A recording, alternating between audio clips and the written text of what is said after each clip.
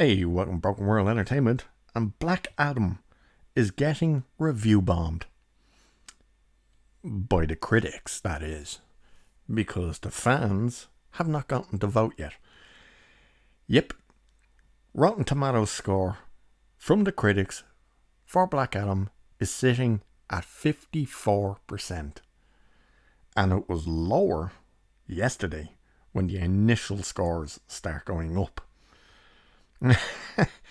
Because they always hate the DC universe. Compare that to the Marvel universe. So yes, it was actually down at 47% at one stage yesterday. It was even up to 55% at one point. But now it's all the way down to 54. And let's compare this, right, with Phase 4 of Marvel movies. So we'll start with the last one that came out, which was Thor, Love and Thunder. They gave it a 64%. What about Doctor Strange? They gave that a 74%. What about Black Widow? Well, Black Widow got a 79%. Eternals is the only one they voted rotten with a 47%, which is shocking. You'd think that would be the one they would really have jumped at. But no, Shang-Chi is the one they jumped at with a 91%. It just shows you they really do favour the MCU and Disney over everything else. So let's look at some of the stupid comments these people have made. Because they are stupid, because they lean into what they were expecting in terms of political messaging. So here's the first one, okay?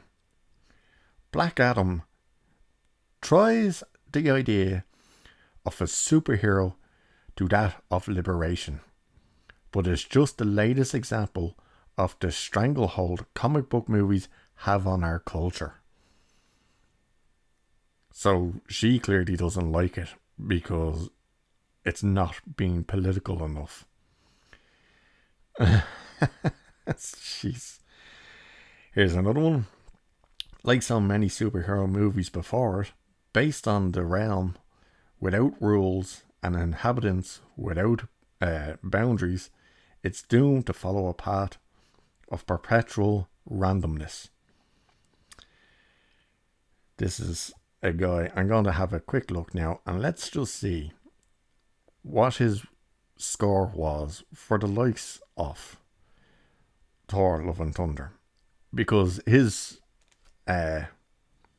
description there is basically, oh, it's rubbish because it just follows the same formula over and over again. This guy doesn't even have reviews for Marvel stuff. Everything he's reviewed is TV shows. Isn't that fantastic? Ugh. What else have we got here? Here's one. Just another exhaustingly ordinary cape flick, which will only really be discussed for its post-credit scene. Oh, Jesus Christ. Well, by the way, here's one, right? A top critic who's given it a 0 out of 4. And all he wrote was this: another low point for the Warner DC franchise. That's it. That's his review. If that was on anything from Marvel or the Rings of Power, that thing would be deleted. And this is a top critic. Newsday. And that's all he wrote. Another low point for the Warner DC franchise. I wonder if he liked Thor and all the rest of them. Oh, look at that. He loves Bros. He gave that a 3 out of 4. No shocker there. He gave it... Oh, he actually disliked Thor. he gave it a 2 out of 4. Isn't that interesting? But he gave Doctor Strange, the Multiverse of Madness, a 3 out of 4. Ugh, Jesus. And the best part is who's after him. Oh, wow. Surprisingly, he gave Spider-Man No Way Home a 2 out of 4. I like how it's kind of, oh, I scored it rotten, but what it's out of goes down as well. And who's after this Gambin?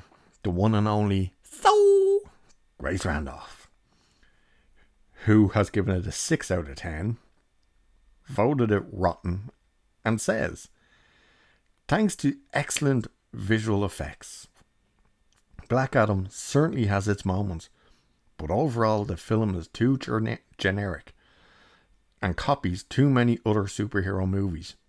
Black Adam is more Dwayne Johnson than DC. Really only for comic book fans who will think it's okay. So her complaint there is, it's too like all the other superhero movies. You know, it's not something new. It doesn't stand on its own.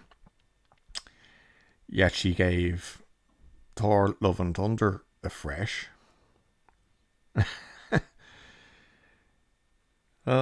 She gave Doctor Strange a fresh rating. She even gave Fantastic Beasts, The Secrets of Dumbledore, a fresh score. She gave Morbius a fresh score. Morbius.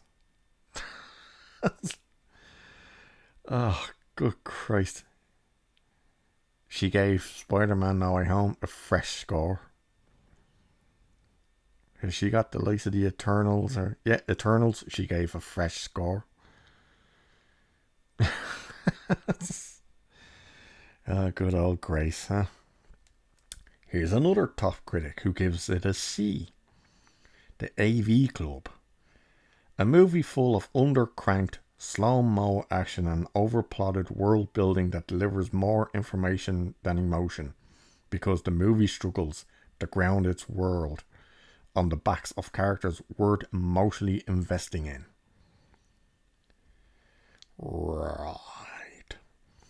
Then we get from the trash site that is Bleeding Cool, who scores it a 6 out of 10, saying Black Adam is what is it? Diverty? What? As it relies heavily on the foundation built by superhero movies of the last 10 years, and some standout moments like Dr. Fate and Cyclone's powers aren't enough to make it anything other than fine.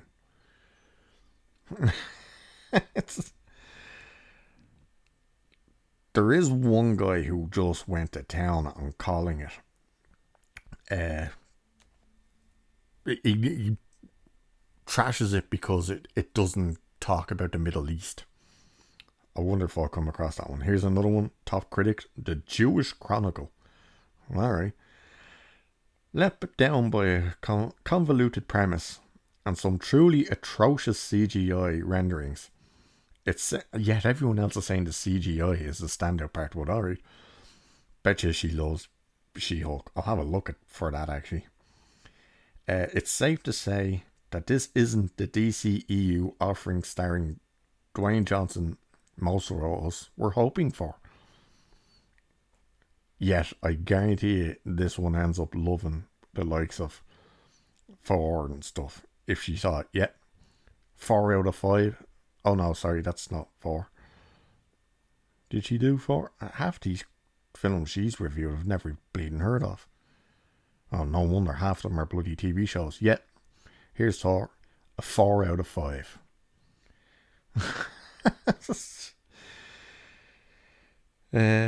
Doctor Strange, a 4 out of 5. You see what I mean? Like, it's just, you can see who got the gift bags and the early access. Who else have we got? Here's another one. Top critic. Marshall? Never heard of it. Watching an action movie shouldn't feel like a chore, but Black Adam does. That's it. That's their entire review. Wow. Another top critic. The Daily Beast. He's a big bad who's big mad, although it's moviegoers who are apt to be irritated by this lame comic book based origin story. Sounds like he loved it, so. Here's another guy, gives it a 2.5 out of 4. Black Adam was Dwayne Johnson, but not enough else to warrant a recommendation. That sounds like you have a problem with Dwayne Johnson. Oh, here we go. Here's this dude. Variety Fair. Oh, should have known. Top critic. Jordan Hoffman is this cabbage's name. And he writes, there's not really much to stew on with Black Adam once you've left the theatre, except to be somewhat amazed at how the story comments but doesn't comment on the actual political situation in the Middle East. What are you talking about? He's complaining that Black Adam doesn't go political and talk about the Middle East. Jesus Christ. Oh, some people. You really just gotta ask, how did these people... He doesn't like Thor. What's he say about that? You may feel as if Taika Waititi's hammer is hitting you over the head. Times of Israel. What? Or is that what he was working for? I think that's what he was working for. The Times of Israel. Fuck me, running. What else does he do? Did he do Doctor... Oh, look at that. He didn't like Shang-Chi. Lumbers along with a weighted down plot, obsessed with backstory. And yet... by the way, he's working for someone completely different to this one, Screen Crush. Isn't that interesting that he says that? It's weighed down by a plot obsessed with backstory, and yet he's talking about, they should have played up the story of the political situation in the Middle East. The fuck would anyone in the West give a shit about that for? Jesus Christ, he liked Black Widow, all of it. Same. I swear to Jesus Christ. But again, it shows you where they absolutely love giving Marvel movies all the top scores, but they destroy all the DC stuff. We'll do 2 more, will we? Yeah, do 2 more. Top critics. Inverse. Ultimately, the needs of the DC universe butt up against the overwhelming star power of Dwayne Johnson, and the film ends up losing many of the entertaining qualities it might have had. So his complaint is the star power of The Rock. That's exactly what you want. You want The Rock to be drawing people in. Houston Chronicles, top critic. Johnson's career has become so metacurious and engineered and marketed that even his brooding, murderous DC antihero can only cause Teflon mayhem. Fuck me, you're on it.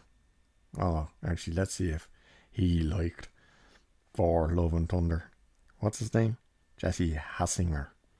Alright, Jesse. Let's see if you liked Thor and all the rest. Did he even do Thor and Doctor Strange? Everything he's done is TV shows.